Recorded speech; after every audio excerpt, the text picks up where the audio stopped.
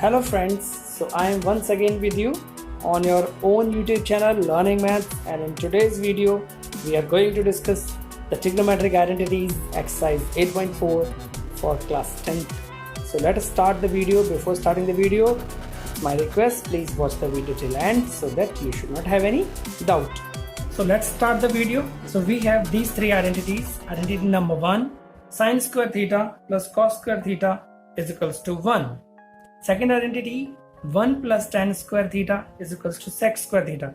And third identity, 1 plus cot square theta is equals to cosec square theta. Now we will see how to just prove these identities with the help of the formula which we have discussed in the exercise 8.1, which was the basic trigonometric ratios. So let us see the proof of all these three. So for just proof of this all these identities, we will draw one right angle triangle and then we will do them one by one. So let us see how to just prove this first identity. So now let us see the proof of this first identity, sine square theta plus cos square theta is equals to 1. So here what we do, we need to find sine theta from this triangle. So here this is the right angle triangle, right angle at B. Sine theta is equals to, you know very well, this perpendicular upon hypotenuse. So you can write this BC upon AC, and cos theta is equals to base AB upon AC. Now we just square them and add LHS. So sine square theta plus cos square theta is equals to, sine is already this BC upon AC, so I can write BC upon AC whole square, plus cos theta is AB upon AC, so AB upon AC whole square. Now you can see LCM is same, so this will be BC square plus AB square upon AC square, because square means square should be at the both the places. Square means square should be at both the places, so this will be BC square plus AB square upon AC square. Now from Pythagoras theorem, you know BC square plus AB square plus BC square, that means base square plus perpendicular should come hypotenuse. So you can write, but BC square plus AB square is equals to AC square. Therefore we have AC square upon AC square is equals to 1, which is right hand side, or you can write sine square theta plus cos square theta is equals to 1, hence proved. So this is a very simple proof, and you can just do this very easily by making this right angle triangle. Let us see the proof of the second also with the same method. Now we have the proof of this second identity, which is also very simple, and we will do the same method. Here we can have here tan theta is equals to this perpendicular BC upon base. So this will be BC upon AB. Now left hand side. So we have left hand side is 1 plus tan square theta. So it comes 1 plus, and tan is this BC upon AB. So you can write BC upon AB whole square. Now AB square, we'll take LCM, 1 plus BC square upon AB square. Now I take LCM, so AB will come here. So we come to here, AB square plus this BC square upon this AB square. Now see, AB square plus BC square. BC square and AB square comes to AC. So this will be AC square upon AB square, and AC is, you know, this can be written AC upon AB whole square. So AC is hypotenuse upon AB is base. So this is opposite of cos. So it comes to sec square theta. So this will be proved right hand side. So same way you can just prove the third identity also. I think this is very simple. Now we will use these identities in some questions in exercise 8.4. Let us see some questions. So our first question is third question, first part, exercise 8.4. Evaluate sin square 63 degree plus sin square 27 degree upon cos square 17 degree plus cos square 73 degree. So how to solve this question? Actually we were having identity sin square plus cos square, but the question is sin square sin square. So what we need to do, see the angles. 63 plus 27 will give you 90. So that means these are the complementary angles. So we will use the formula which we discussed in the previous exercise, exercise 8.3. So here sin square 63 plus sin square 27 upon cos square 17 plus cos square 73 is equals to.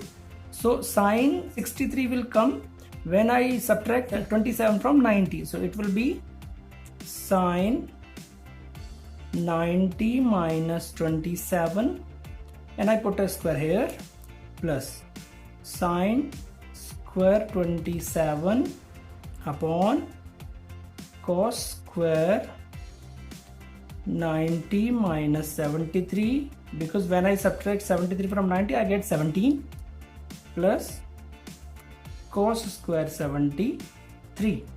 Now you see sin 91 theta will be cos theta, so cos 27 it will be cos square 27 degree plus sin square 27 degree upon this is also cos 90 minus theta sin theta, sin square 73 degree plus cos square 73 degree.